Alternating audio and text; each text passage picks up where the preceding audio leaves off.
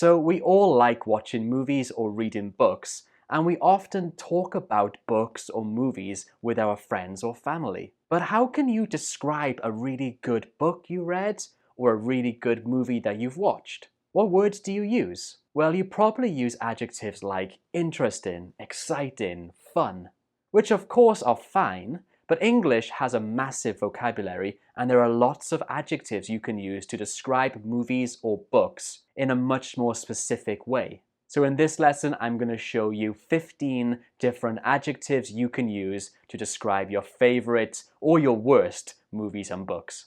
But if we're just meeting for the first time, hi, I'm teacher Luke, and I make English lessons just like this here on YouTube for English learners just like you. So if this is something you're interested in, please hit that subscribe button and press like on this video too. Okay then, well let's get started with these 15 adjectives.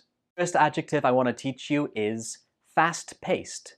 Fast-paced. We use this when the story in the movie or the book happens very quickly. What I mean is that there are a lot of events or actions that keep happening in the story. It's similar to exciting, but it is a little bit more specific than exciting. Fast-paced. For example, the Avengers movies are typically very fast-paced. The actions and events happen very quickly throughout those movies. How about you? Do you like watching fast-paced movies? Let me know below in the comments. Number 2 is the opposite of fast-paced. It is slow-paced. Now this is synonymous with boring. We use this when the story is very slow. I mean, not much happens from the beginning all the way to the end. Maybe it's a movie that has a lot of dialogue, but not many events or much action. In a sentence, I struggled to finish that book because it was so slow-paced. Number 3 is implausible. Implausible. We use this when the storyline or the characters are very hard to believe, or that you think it's very unlikely to happen because the story doesn't make much sense. In a sentence, I didn't like that book because the characters were totally implausible. I couldn't believe them at all. Number 4 is intriguing. Intriguing. Now, intriguing is synonymous with interesting, but we use it when the story is very interesting, but also arouses your curiosity. It makes you think a lot. So it is a little bit different than interesting. And this is a very advanced word, so you can use this next time you come across a movie or a book that really made you think. In a sentence, the plot was so intriguing, I couldn't predict how it was going to end. Before I tell you number 5, if you think this lesson is useful, please give it a thumbs up and hit that subscribe button if you're new here. Okay, number 5 is hilarious. Hilarious. Hilarious just means very funny. Actually, it means more than just very funny. It means very, very funny. We use this when something is extremely funny. For example, the movie was so hilarious, I've never laughed so much in my life. Number 6 is kind of the opposite of hilarious, and it is depressing. Depressing. This means very sad. And of course, lots of movies and books are depressing. They are very sad. For example, the movie was really good, but it was so depressing. 7 is an easy one. It is entertaining. Entertaining. We use this when a movie is just very fun. It doesn't really make you think much. It doesn't make you laugh that much, but overall, it's just a very fun movie. We can say entertaining. For example, I like watching light and entertaining movies on a Sunday afternoon. 8 is moving. Moving. There is a synonym for this which basically means the same thing, and that is touching. So touching and moving, they both mean very emotional. Now this is different than depressing. Depressing means very sad, where touching or moving mean emotional, usually in a good way. So this has a positive connotation. In a sentence, I always cry when I watch moving movies. Okay, how about you? What movie have you seen that was very moving? Let me know below in the comments. And again, if you think this is useful, please give it a thumbs up. Number 9 is riveting. Riveting. We use this when a book or a movie totally grabs your attention and you can't take your eyes off it. It can be used to describe the story of a movie or a book, or even an actor or actress's performance. In a sentence, her performance was so riveting, I couldn't take my eyes off her. Number 10 is haunting. Haunting. Now we use this when the story in a movie or a book stays with you for a long time. You just can't forget it. Usually because that story was either very sad, very violent, or very scary. So it's used for negative things like that. In a sentence, I can't believe that movie was based on a true story. It was so haunting. Okay, before we go on, I have a quick challenge for you. Can you describe your favorite book or movie below in the comments using some of these adjectives? Do that and I'll definitely check it and respond to your comment. Number 11 is thought-provoking. Thought-provoking. We use this when a story makes you think and makes you ask a lot of questions. Usually about things that you haven't thought about before. Or it makes you change your mind about something. This is what thought-provoking means. For example, when I read that book, I thought it was so thought-provoking because it raised so many questions. Number 12 is original. Original. We use this when the story is very unique or told in a new way. We call these original stories, original movies, original books, etc. In a sentence, I'm always excited when I see an original movie in the cinema. Number 13 is big budget. Big budget. Now this one's not used for books, it's mostly used for movies, and it means that that movie production cost a lot of money. And it usually has special effects like CGI, or it has a lot of famous actors and actresses. This is what big budget means. In a sentence, most Hollywood movies nowadays are very big budget. 14 is powerful. Powerful. We use this when the story has an important or strong message. And we can use this for an actor or actress's performance if it was very strong and impressive. So this is a good adjective to use. Powerful. I like movies which have a powerful message. And 15 is bloody. Bloody. Now you could probably guess what this one means. We use this when a movie or a book has a lot of violence in it. And especially in movies when they have a lot of fighting scenes and there's actually a lot of blood. We can say it was a bloody movie. For example, when I was younger, I used to really like bloody movies, but now I'm older, I don't like them as much. Okay, so those were 15 really useful adjectives you can use to describe books or movies. Your job now is to use them by describing your favorite book or movie below in the comments. Don't forget to do that and I'll definitely check it and reply to your comment. Okay, that's it from me for this week. Thanks for watching and I'll see you next time. Take care. Hey guys, one of the best things you can do to sound more like a native English speaker is to use contractions when you're speaking. Contractions are when two or more words join together and get shortened. We do this all the time when we're speaking English simply because contractions are easier to say and let us speak smoother and faster. It's really important that you're able to understand and use contractions. So in this video, I'm going to show you 5 easy and frequently used contractions that can help you in your spoken English. The first one is hafta. Hafta. So what do you think this means? Well, it's a contraction of have to. Have to is quite difficult to say when you're trying to speak quickly. So we make it easier for ourselves by changing it to hafta. Repeat after me. Hafta. Let's do a sentence. I have to leave now because I have to use the toilet. You have to study English every day. So guys, just to let you know, these contractions are only used in spoken English.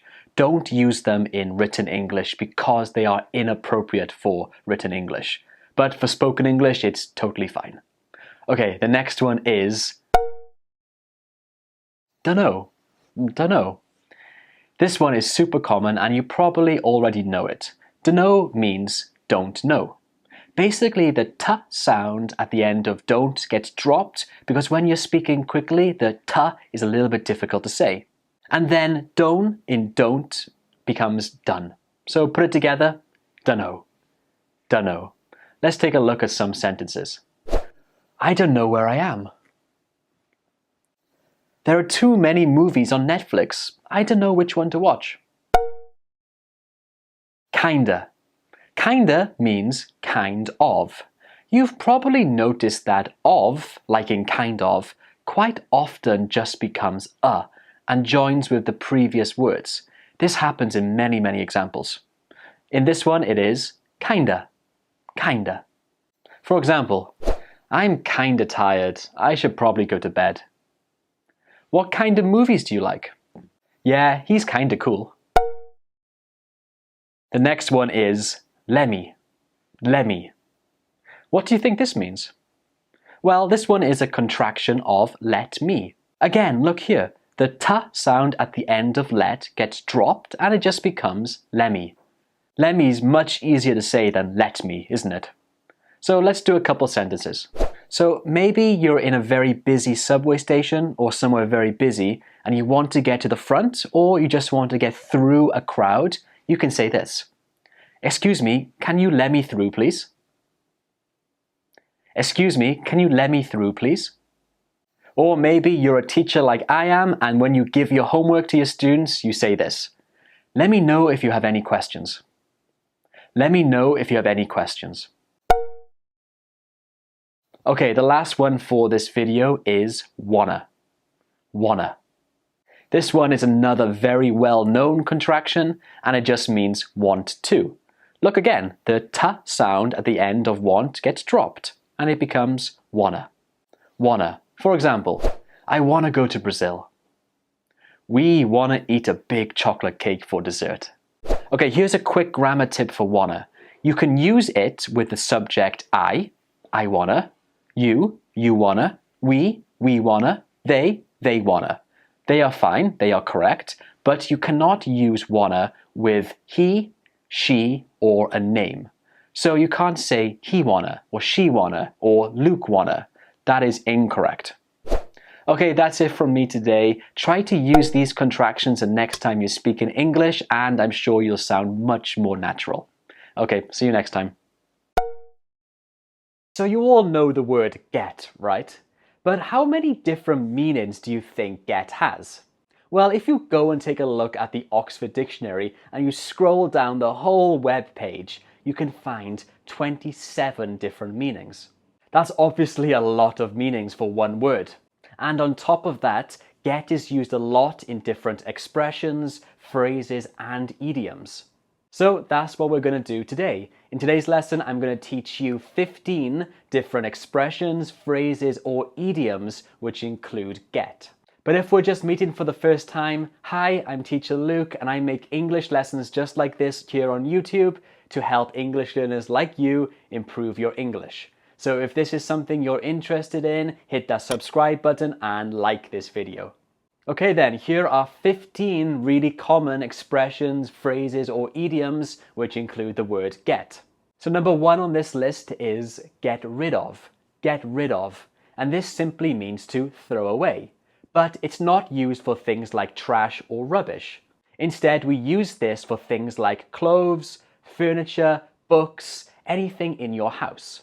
And it's usually used for old items, things that you haven't used for a long time. So for me, every new season, I try to get rid of some old clothes that I haven't worn for a long time. Now, how about you? Are you the kind of person that gets rid of things easily, or do you tend to keep things for a long time? Let me know below in the comments. Number 2 is to get one's act together. This simply means to become more organized and to take things more seriously. For example, I finally got my act together and started taking my career seriously. Number 3 is to get into trouble. Now this means to get caught doing something bad. And this is a really common expression, especially when talking about teenagers, because they often do bad things. It can also be used to describe someone who's quite mischievous. How about you? Are you the kind of person that used to get into trouble as a teenager? Again, let me know below in the comments. Okay guys, if you like this video so far, please give it a thumbs up because it really does help me a lot. Number 4 is to get some shut-eye. And this one simply means to sleep. Of course, when you're sleeping, your eyes are shut. So you can see why we use this idiom, to get some shut-eye. In a sentence, I really need to go home and get some shut-eye. I have to wake up early tomorrow. Number 5 is to get one's own way. Now, if someone gets their own way, it means that they have everything that they want always. This is used a lot when you're complaining about someone because they're quite selfish. You can say, "You always get your own way. We never do anything that I want to do." How about you? Are you a person that always gets your own way? Write your answer below. 6 is a pretty funny idiom. It is to get one's teeth into something. And this just means to do something with a lot of dedication or a lot of passion. And we use this quite a lot at work. For example, "I can't wait to get my teeth into this project." This just means that you're really excited to start this project. And number 7 is to get away with something. This means to do something bad but not get punished for it. So how about you? Did you ever cheat on a test at school and get away with it? Or did you get caught and get punished? Let me know below in the comments. 8 is to get lost. Get lost. This just means go away, but it's quite a strong statement. So if you use this, you really want that person to go away because they're annoying you, or that you're angry at them. "Hey, get lost." In a sentence, "I wish my brother would just get lost." 9, get out of doing something. To get out of doing something. This is to manage not to do something that you're supposed to do, usually used for things that you don't want to do. For example, house chores or extra work at your office. Or it can be in social situations. For example, if you don't want to go to a party with your friends, you can get out of going. And how about you?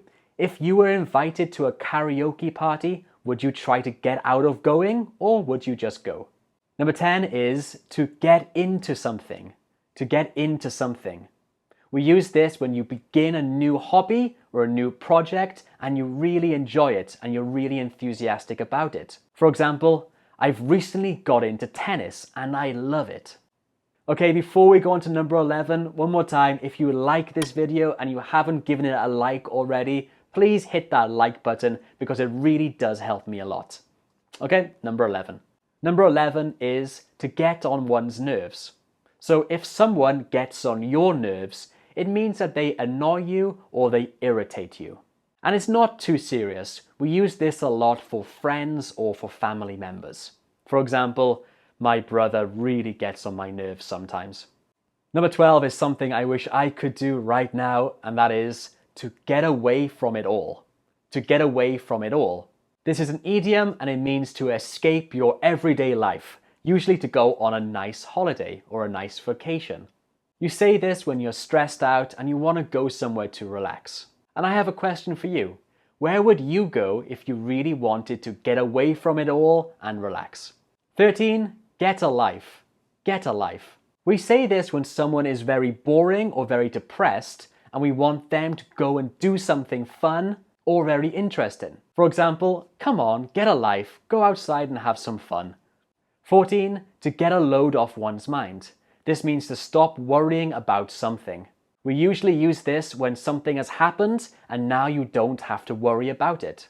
And last but not least, to get down to doing something. This means to begin doing something seriously, usually for something important that you're supposed to be doing but you're not. For example, "I really need to get down to writing my thesis." Okay everyone, so those were 15 really useful and really common expressions using get. Please write your own sentences using some of these words in the comments below and I'll definitely check it. And this is part 1 of my vocabulary series, so be sure to watch my video next week on lesson number 2. Okay, I'll see you then. Take care. Hi guys, how's it going? I'm teacher Luke and today we're going to look at 30 words which are really commonly mispronounced by English learners. This video is going to help you to stop making these simple mistakes and help you to improve your pronunciation. So make sure you watch the whole video, number 1 to number 30. Let's get right to it. The first one on this list is pretty ironic because it's the topic of today's video, and it is pronunciation. Pronunciation. I hear many students, and actually some native speakers too, saying this word like pronunciation. But that's wrong. The second syllable in this word is none, not noun. So it goes like this. Pronunciation. Altogether, pronunciation.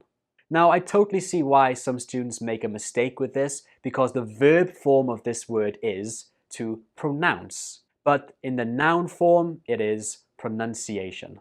For example, when learning a second language, it's really important to work on your pronunciation. Word number 2 is one of the most common mistakes on this list, and you pronounce this word like gorgeous. Gorgeous. This word only has 2 syllables. Gorgeous. Gorgeous. I hear many students pronounce this with 3 syllables, like gorgeous. But that's not correct. This word only has 2 syllables. One more time. Gorgeous. For example, you look gorgeous today. Or the weather was gorgeous last weekend. Number 3 is a really hard one to pronounce. We pronounce this thoroughly. Thoroughly. Slower. Thoroughly. Thoroughly. We thoroughly enjoyed ourselves. You should study this lesson thoroughly. Okay, before we move on to number 4, if you like this video so far, please give it a thumbs up and write yes in the comments to let me know that you enjoyed this video. Number 4 is bomb. Bomb. In written English, this is spelled with the letter B, but when we speak it, we omit the B and just pronounce it as bomb. Bomb. There is no B sound. For example, hundreds of bombs were dropped on the city during the war. Number 5 is very similar to number 4. This word also has a silent B, but the B is actually in the middle of the word. So we pronounce this word like debt. Debt. Again, there is no B sound when we say this word. For example, I need to pay off all my debts. Number 5 is another example of a silent letter, but in this case, the silent letter is H. This word is pronounced honest. Honest. Don't pronounce the H when you say this word. So it's not honest. It's just honest. He looks like an honest man. You should try to be an honest person. And number 7 is just like number 8. Again, this is a silent H, and this word is pronounced hour. Hour.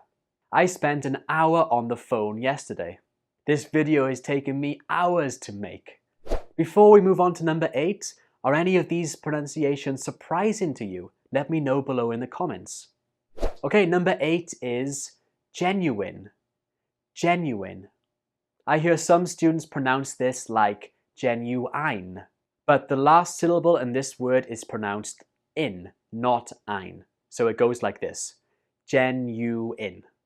Altogether, genuine. Genuine. For example, he comes across as a very genuine person. Word 9 is cupboard. Cupboard. Now, of course, I can understand why some students would pronounce this one wrong, because if you read it as cupboard. But when we're speaking, we pronounce it as cupboard. His kitchen has so many cupboards. Number 10 is a particularly difficult one to say. We pronounce this as accessory. Accessory. This word has 4 syllables. Accessory, and the stress is on the second syllable. Altogether, accessory. Accessory. I have so many accessories for my bike. Word number 11 might be used a lot in the IELTS exam if you're talking about yourself or given a personal introduction and you are this thing. We pronounce it as athlete. Athlete. This word has 2 syllables only. Athlete.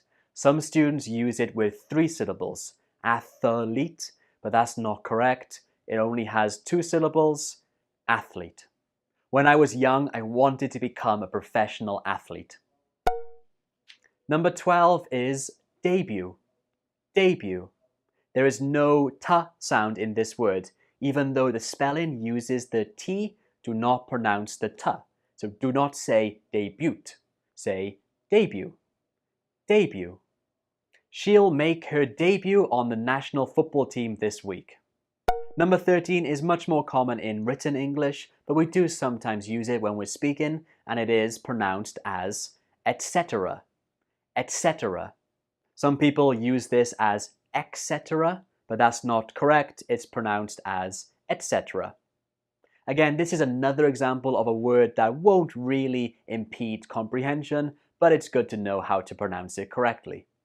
I enjoy playing basketball, football, baseball, etc.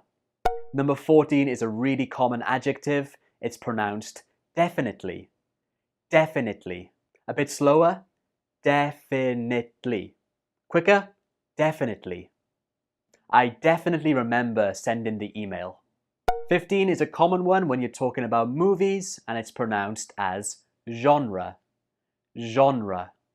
That first sound, zh, is quite difficult for many students, so they change it to like genre or genre. That's not exactly correct. You have to practice the first sound, zh, zh. Genre, genre. What genre of movies do you like watching? Number 16 has two pronunciations. It can be pronounced as niche or niche. Niche or niche. You can choose whichever one you prefer. But it's not pronounced niche. That's incorrect. You can use niche or niche. And this one is often used in business English. So here's an example. They spotted a niche in the market without much competition. Number 17 is stomach. Stomach. Now some students pronounce this like stomach, but that's wrong. However, I can see why students can make this mistake because the CH is usually pronounced as ch. But in this case, the CH is pronounced like ka. Altogether, stomach. Stomach. It's not a good idea to exercise on a full stomach.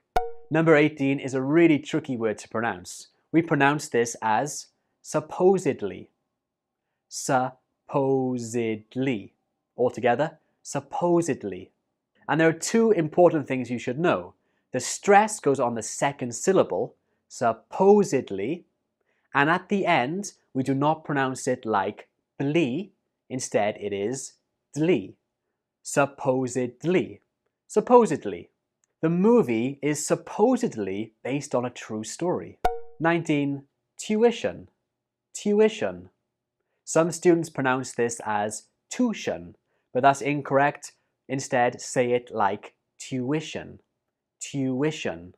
Actually, there are two ways to pronounce this word. In British English, we say tuition, but in American English, Americans would say tuition. Tuition. Both are acceptable. You choose which one you like best. For example, he won't be able to finish his degree unless someone pays for his tuition.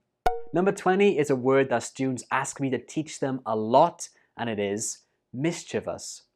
Mischievous. Mischievous. Mischievous. I have heard this word pronounced as mischievous, which I think is also okay, but the dictionaries say that this word is pronounced mischievous, and also I say it that way too. For example, he was a mischievous boy, or don't be mischievous. 21 is chaos. Chaos. Again here, a lot of students, they pronounce the CH as ch, so chaos. I totally understand why students make this mistake, but that's not how it's pronounced. It's pronounced with a k sound. Chaos. The house was in chaos after the party. 22. Debris. Debris. Or if you're from America, you pronounce it like debris. The important thing to note here is that the S is silent. So don't say debris, say debris, or say debris. Emergency teams are still clearing up the debris from the plane crash. 23 is candidate. Candidate. Some students use a long E sound on the second syllable and pronounce it like candidate. But that's incorrect. It's better to say candidate. Altogether, candidate. He's the best candidate for the job. Which political candidate are you going to vote for? 24 is albeit. Albeit. The stress goes on the second syllable, be. albeit, albeit. Some students say this like albeit, but that's wrong. The second syllable is pronounced B, albeit. He finally agreed, albeit reluctantly. 25 is video, video. A common mistake is to pronounce this like video with a long E sound on the first syllable. But that's not correct. It's much better to use the short E sound on the first syllable like this. Video, video. We should video her birthday party. Number 26 has two acceptable pronunciations. It can be pronounced as schedule or schedule. In British English, schedule and schedule are both commonly used. In American English, schedule is the most commonly used one, but you can choose which one you want to use. One more time, schedule or schedule. For example, I can't meet you tomorrow, my schedule is full. Number 27 is a really common one because people often talk about going shopping, and this is receipt. There is no p sound when we say this word, so it's not receipt. It's just receipt. Receipt. For example, can I have the receipt, please? Number 28 is a word you'll definitely use if you're buying a house, and it is mortgage. Mortgage. This word has a silent letter, and it is the T in the spelling. We do not pronounce the T when we say this word out loud. So it's not mortgage, it's simply mortgage. Mortgage. The last syllable is pronounced gidge. Mortgage. Mortgage. For example, before you buy a house, make sure you get a mortgage. 29 is a bit of a sad one, and it is berry. Berry. The spelling in here looks like it should be pronounced bury, but it's not. We pronounce this word berry. Berry. I had to bury my dog last weekend.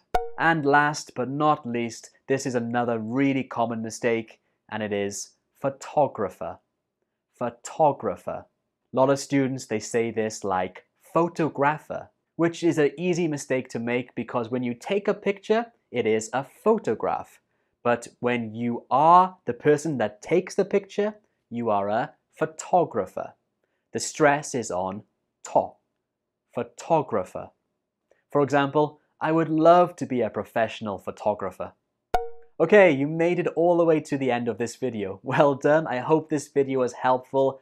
These were the 30 most commonly mispronounced words that I hear my students make really frequently. Now, I hope you don't make the same mistakes. In the comments below, let me know if you like this video, and if you want more pronunciation videos like this, write in the comments more, please. Okay, that's it from me. Thank you very much for watching, and I'll see you next time. Take care. Hi guys, I'm your teacher Luke, and today I'm back with another grammar tip for you. And today, it's all about because, as, and since. Do these have the same meaning? Yeah, kinda, but they are not used in exactly the same way. So let's talk about them. Because, as, and since are used to link ideas together. Specifically, they are used to link the result of something with its reason. For example, I'm angry at you because you read my emails. I hope John comes to the party as I have something to tell him. This shirt is really expensive since it's made of silk. Because. Because is the most common one. We use because when we want to focus on the reason. For example, I'm hungry because I skipped lunch. The focus on this sentence is on the reason. I skipped lunch.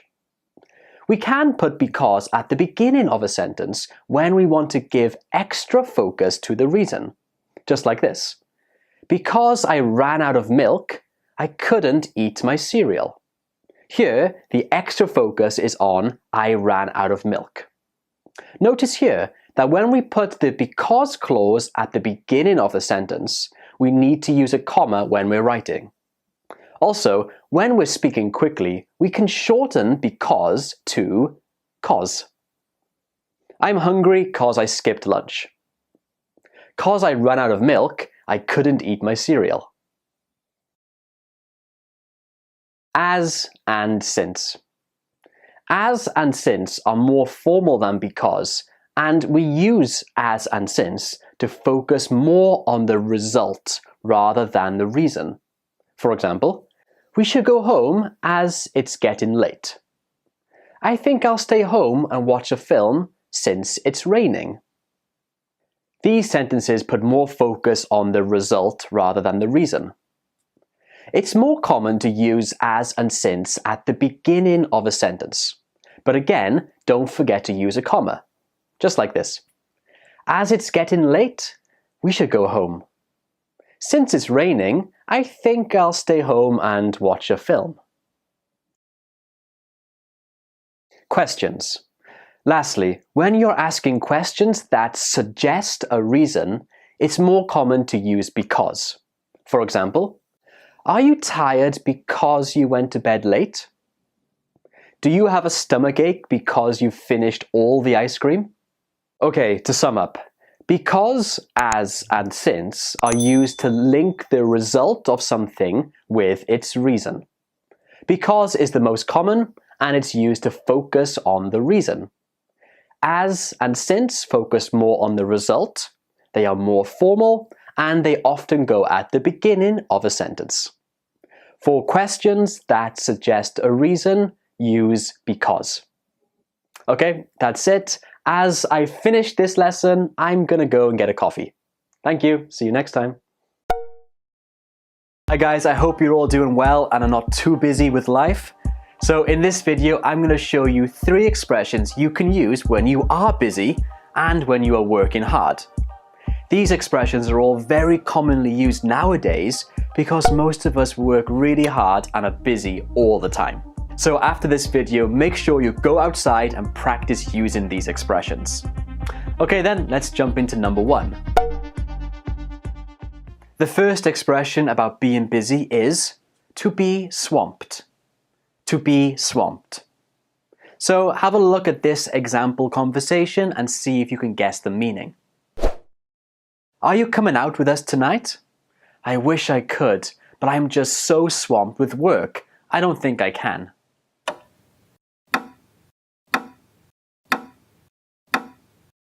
So as you can see from this example, to be swamped is used to show that you are crazy busy with work and that you feel very overwhelmed by it because it's tough to finish everything you have to do.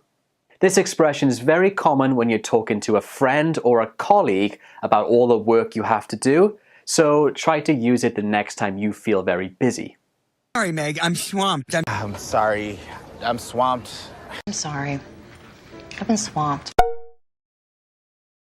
The next one is quite similar to swamped, and it is snowed under. Snowed under. Again, look at this conversation and see if you can guess what it means. I feel completely snowed under with all the work my boss keeps giving me.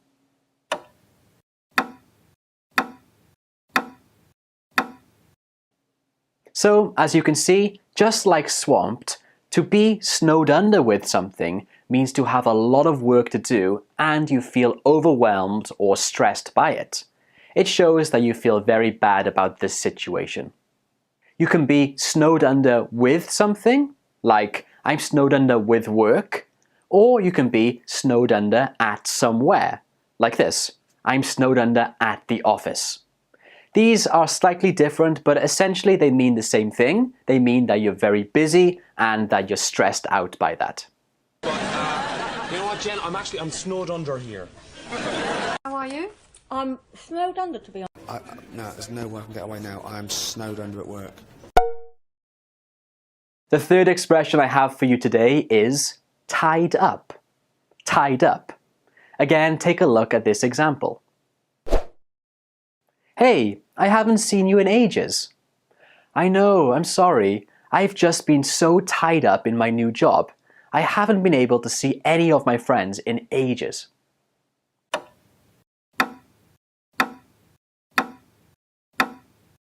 So what do you think this means? Well, to be tied up means to be so busy that you are unable to see or speak to anyone else, or unable to do anything else. It's like you're literally tied up with rope and you can't do anything else. This is often used when talking about work or school assignments, and it's a little bit informal. Sorry, I've been tied up. Sorry about that. I got tied up. Sorry, Mom, I got tied up. Okay, so these were 3 useful expressions you can use to express yourself when you're really busy at work or at school. So just a quick recap, these expressions are to be swamped, snowed under, and tied up. Okay, thanks for watching, guys, and try your best to memorize these expressions and practice using them whenever you're speaking in English. Okay, that's it from me. See you next time. Hi everyone, in this lesson we're going to look at one of the most common words in the English language, take. Now take has several meanings and it is used in many different phrasal verbs and expressions. So in this lesson I'm going to show you some very useful expressions with take that are easy to use whenever you're speaking English. Okay, let's get started. The first one is take for granted. Now, you can take someone for granted or you can take something for granted. Let's first look at take someone for granted. Here's an example. Don't take your parents for granted. Be grateful and say thank you when they do something nice for you.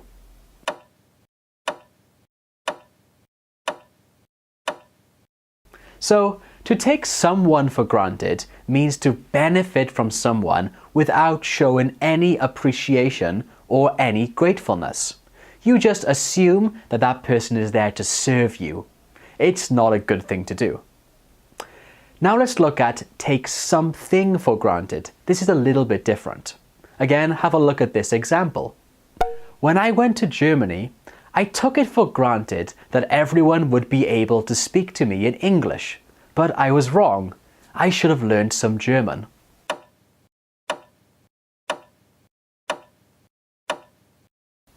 So when you take something for granted, it means that you assume or expect something will happen without knowing 100% that it will. This expression usually goes like this. Take it for granted plus that plus the thing you expect to happen. I took it for granted that everyone would be able to speak to me in English. You guys take me for granted. I'll never take it for granted again. We take this country for granted. Next, let's talk about take something on the chin. Take something on the chin. Do you know what this means? Well, have a look at this sample sentence and try to guess the meaning. The actor took all the criticism he got on the chin and learned from it. He's a much better actor now.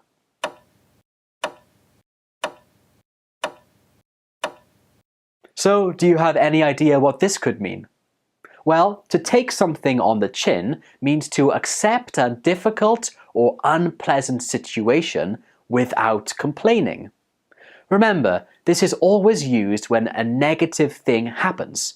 And it can also be used as a form of encouragement. So if someone you know is going through a difficult or unpleasant situation, you can say, just take it on the chin and move on.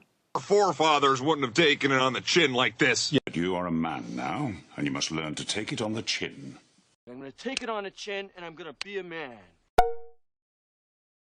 Now moving on to number 3. To take someone's breath away. To take someone's breath away. For example, when I finally reached the top of the mountain, the view took my breath away. It was stunning.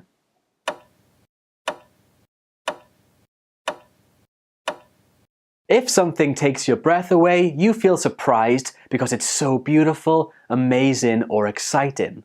This can be used for talking about things like an amazing view, a beautiful song, or a fantastic painting. Or it can be used to talk about people. When it's used to talk about people, it's normally to do with someone's beauty. For example, every time I see her, she takes my breath away. But you took my breath away. You took my breath away. Your theory of string network condensates, and it just took my breath away.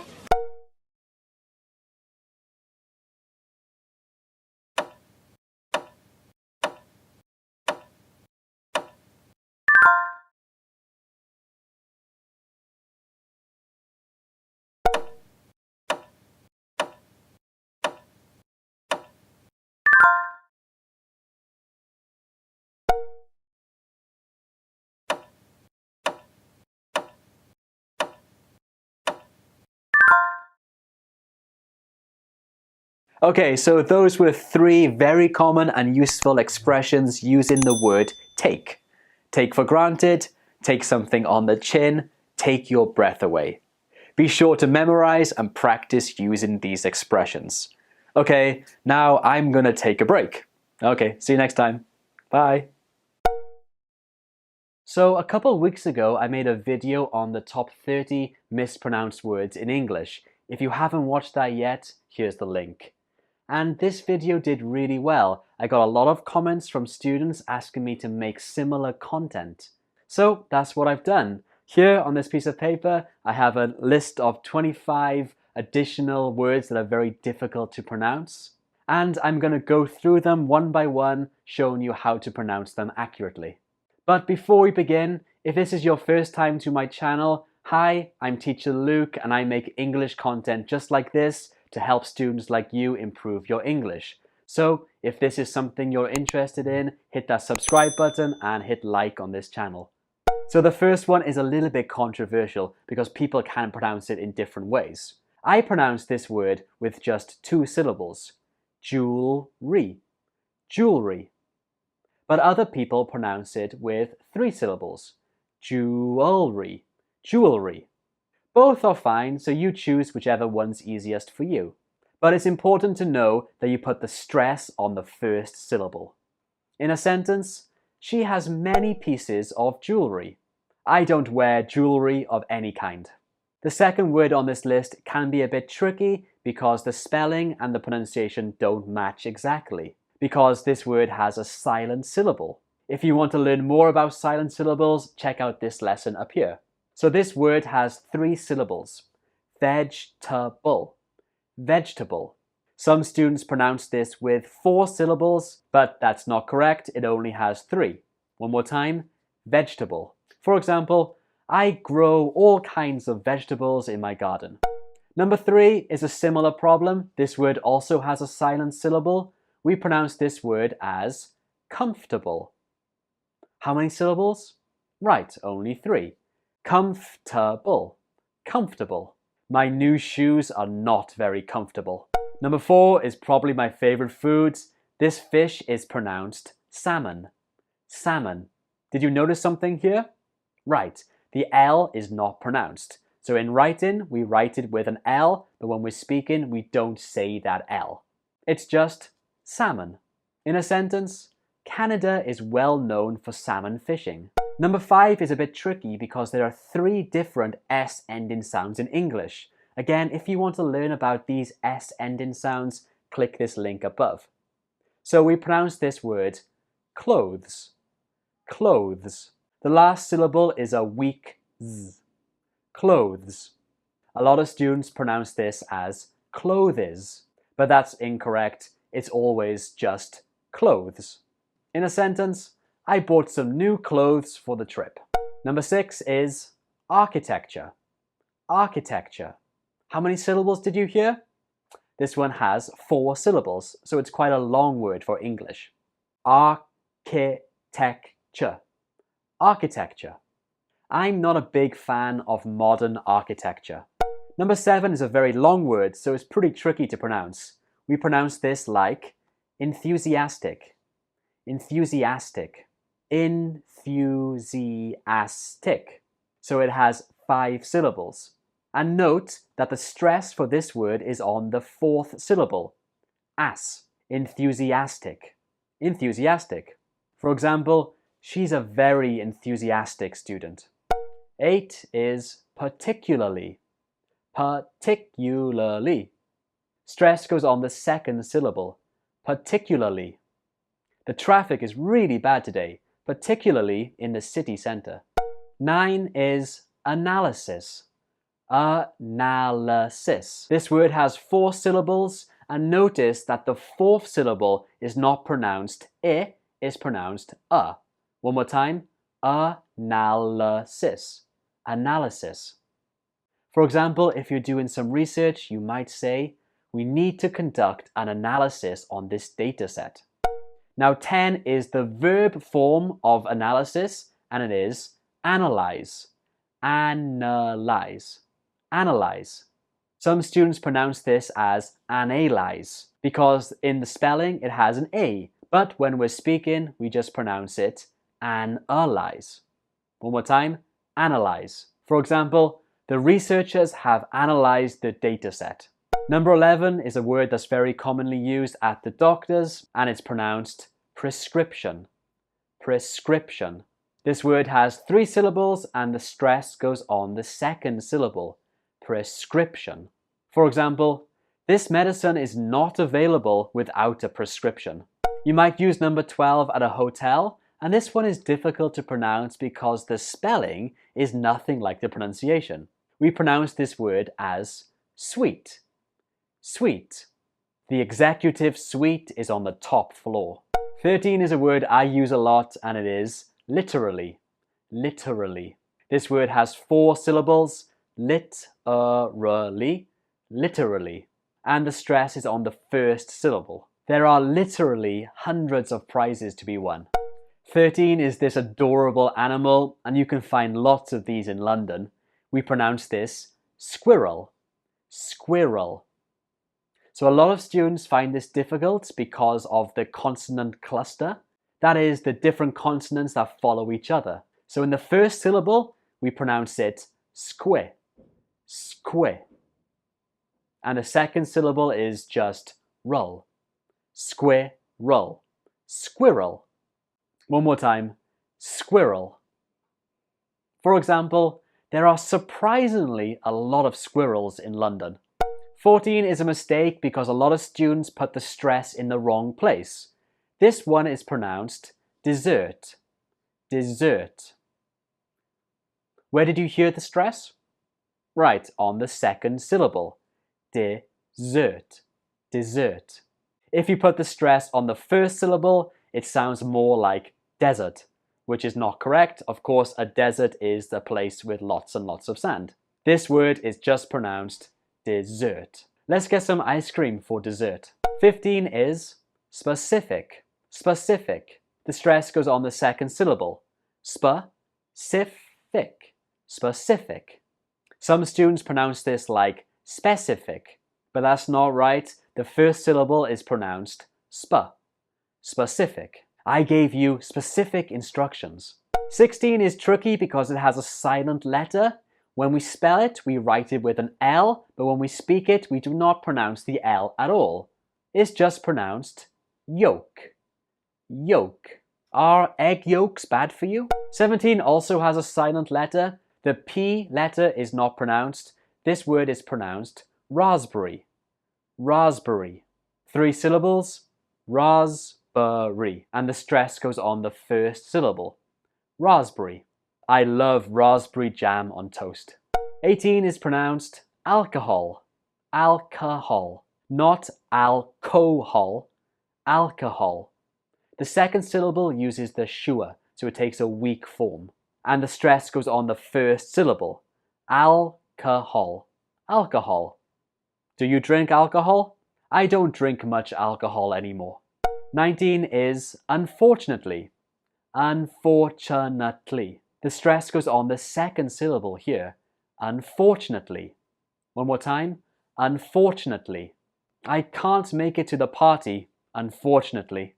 20 is an advanced word, but this word has a really tricky pronunciation. It's pronounced facetious. Facetious. Facetious. Stress goes on the 2nd syllable. We use facetious when you're making a joke at someone else's expense. That just means you're making fun of someone in a very negative way. This is what facetious means. For example, stop being facetious. This is a serious issue. 21 is walk. walk. Now, of course, I'm British, so I pronounce this like walk. Americans pronounce it a bit differently, but I can't do that properly, so I'm not even going to try. But it is, in British English, walk.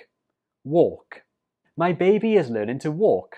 22 is the word that is really commonly confused with walk, especially in British English. So 22, we pronounce this word work. Work. Remember, 21 was walk. This one is work. Walk and work. The difference is in the vowel, or and walk and work. For example, I love my work. Now 24 is a great one when you're talking about food. This one is pronounced lettuce. Lettuce. Now, of course, the spelling looks like it should be pronounced lettuce, but actually the last syllable is pronounced is. Lettuce. For example, I need to pop to the shop to pick up some lettuce and some other things. And last one, number 25, we pronounce this Arctic. Arctic. Just 2 syllables. Arctic. Arctic. Sadly, the Arctic is melting really quickly. Okay, so those were 25 commonly mispronounced words. I hope this video was helpful for you. If you liked this video, give it a thumbs up and subscribe to this channel if you haven't already. And I'll be back with another video next week, so I'll see you then. Have a nice week. Bye-bye. Hi everyone, I'm Teacher Luke, and today we're going to look at 10 confusing words in English. This video is going to follow a new format from me. We're going to start off with a test, which I'll show you some sentences which have mistakes. Then I'm going to teach you a bunch of confusing words, and at the end, I'm going to give you another test to check what you've learned in this lesson. So if you like this type of video, please give it a thumbs up and write yes in the comments below to let me know that you enjoy it. Okay, well, let's get started with the test. I'm going to show you 5 sentences, and I want you to read them and try to find the mistakes. You have 20 seconds.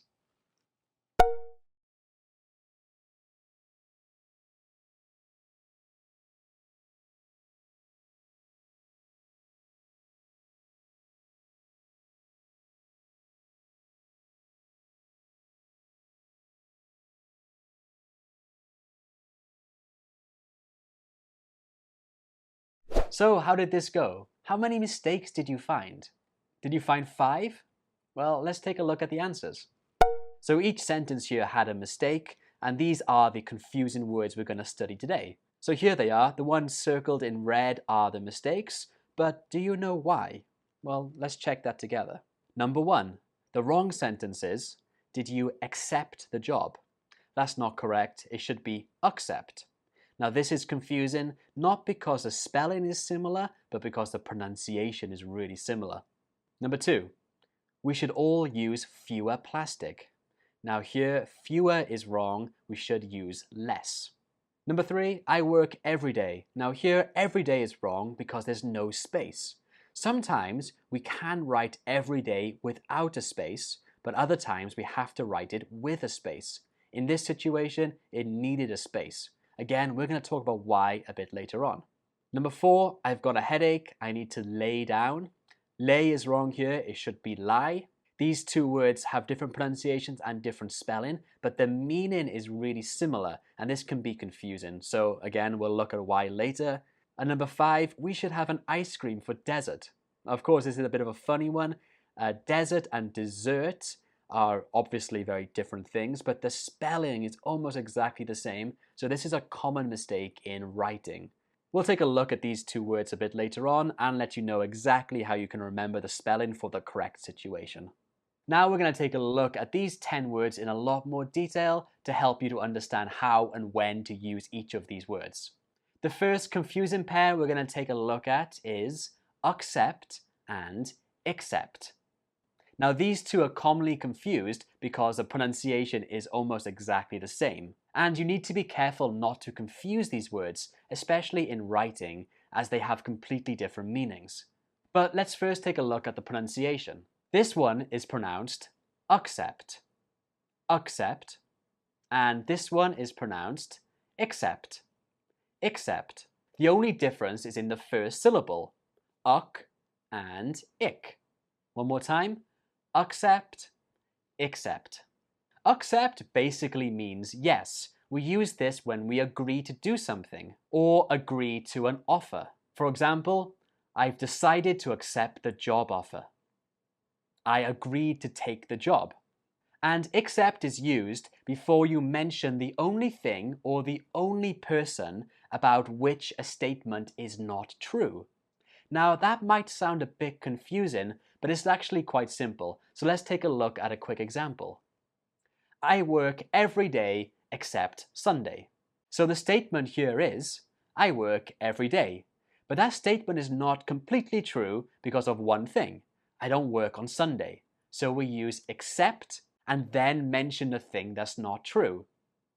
I work every day except Sunday. I love all animals except snakes. Now let's move on to the second commonly confused pair. We have less and fewer. Now these words are confused a lot by learners and also native speakers. But why? Why are these confusing? Well, basically they have exactly the same meaning. They mean the opposite of more. But we use them differently depending on the noun that they are paired with. For countable nouns like pens or biscuits, we use fewer. Fewer basically means not many. For example, I was told to eat fewer biscuits. But if the noun is uncountable, then we use less. Uncountable nouns are things like water, Coke, plastic, air, etc. I should drink less Coke. We all should use less plastic. Every day or every day. Now this one's only confusing when you're writing. When you're speaking, they both sound exactly the same. So don't think you have to pause between the word every and day when you're speaking. You don't have to. But in written English, it's important to know the difference. So every day as one word is used as an adjective. As you know, adjectives are used to modify nouns. So when you use every day without a space, it's usually used right before a noun. This every day simply means average, ordinary, normal. For example, being really busy is just part of everyday life for a teacher. As you can see here, every day is modifying the noun life. Everyday life. Normal life, ordinary life, and so on. Another example, waking up at 6 a.m. is just part of my everyday routine. Again, here, everyday is an adjective which is modifying the noun routine. But every day with a space just means each day or all days. For example, I wake up at 6 o'clock every day. Or I work out every day. And here's a quick tip to help you remember. If you can replace every with each, then you know it needs to be written with two words. But also remember, when you're speaking, you don't have to worry because they sound exactly the same. Okay, moving on to lay and lie. Now these two have really similar meanings, actually almost the same, but they are used in different situations, which make them really confusing. To lie means to place yourself in a flat position, like when you lie down in bed. And lie is usually followed by the preposition down. So you lie down somewhere. I'm lying down in bed. Or if you have a stomachache, be sure to lie down. Lay is used to place something in its resting position. So you are putting the object down in a place that it stays for a long time. For example, dogs usually lay their toys next to their food bowl. And be careful with the pronunciation. This one is pronounced lie, lie, and remember it's usually followed by down. And this one is pronounced lay, lay. The last confusing pair is desert and desert.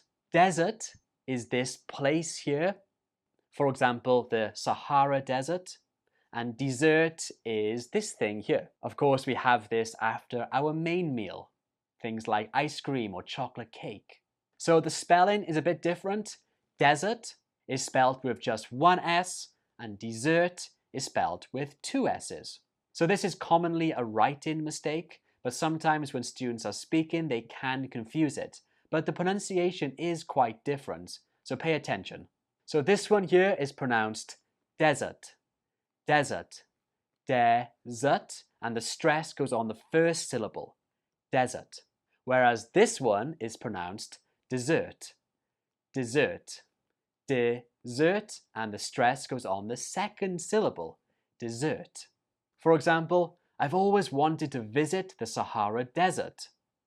Or, what do you want to have for dessert? Now I have a quick test for you. I'm going to show you 6 sentences. Some of these sentences are correct, whereas others have a mistake in them. Your job is to read them and see if you can find the mistake. I'm going to give you 20 seconds to do this. So, let's go.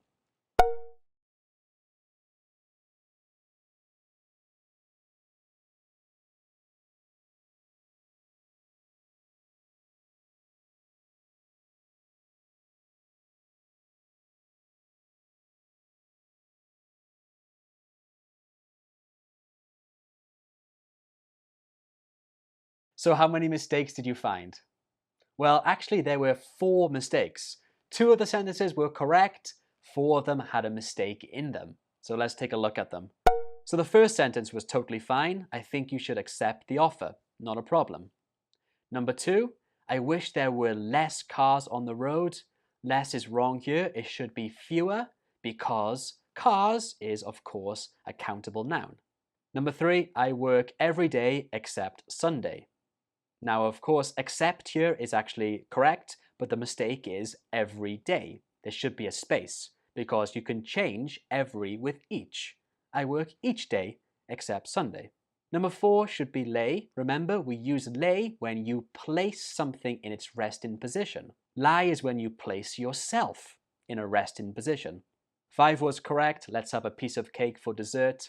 Now 6, there is a mistake. It should be I enjoy listening to all music except classical. Okay guys, how did you do on this test? Let me know below in the comments. And if you like my new style of videos, let me know and I'll make more videos like this just for you. Okay, that's all from me today. Thank you very much and I'll see you next time. Bye. Hi guys, I hope you're all having a fantastic day. In today's lesson, I'm going to teach you 3 expressions you can use at the office. These are all very common expressions and extremely useful for talking about business or your daily life at work. Okay then, well, let's jump into it. Number 1, to keep someone in the loop. To keep someone in the loop. Now let's look at an example and I want you to listen and try to guess what it means. I'm having a meeting with our boss about next month's project. Okay, that's interesting. Keep me in the loop and let me know what she says.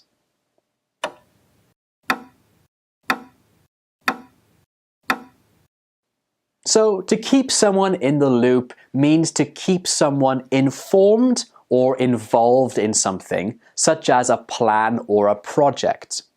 Now, this expression is really commonly used in the workplace because a lot of people have to work together in groups and it's important that they are all informed and all involved. So this is definitely a good expression for you to use if you're working in a team. And I hope you'll keep me in the loop when it does. Okay, I'll keep you in the loop. Paige, just keep Sylvester in the loop. The next one might sound a little bit strange, but is something that we say a lot at work, and it is to pick someone's brains. To pick someone's brains. Now, I totally understand why you might think this sounds a bit crazy, but anyway, here's an example. Listen and try to guess what it means. Have you got a second? I want to pick your brains about the project you're working on. Yeah, sure. What do you need to know?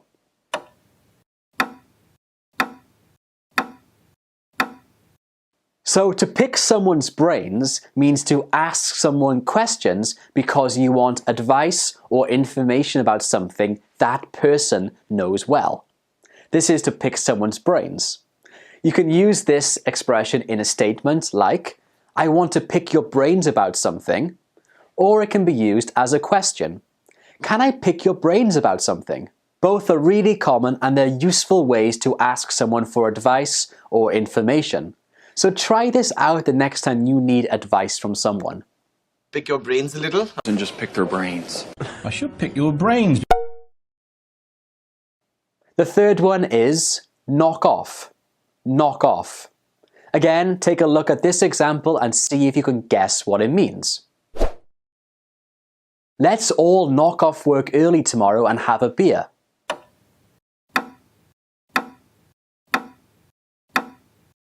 So to knock off is an informal way to say that you're going to finish work for the day. You can just say it like this. I usually knock off work at 5, or I want to knock off early today. This is a really common expression, but like I said, it's pretty informal, so only use it with people you're close to. Okay, let's knock off. You knock off early, we go back to your place. Okay guys, so the 3 expressions were keep someone in the loop, pick someone's brains, and knock off. English has lots of expressions like these, so it's important for your understanding that you are aware of them and know how to use them. Okay, I hope this was helpful. Cheers for watching, and I'll see you in my next video. See you!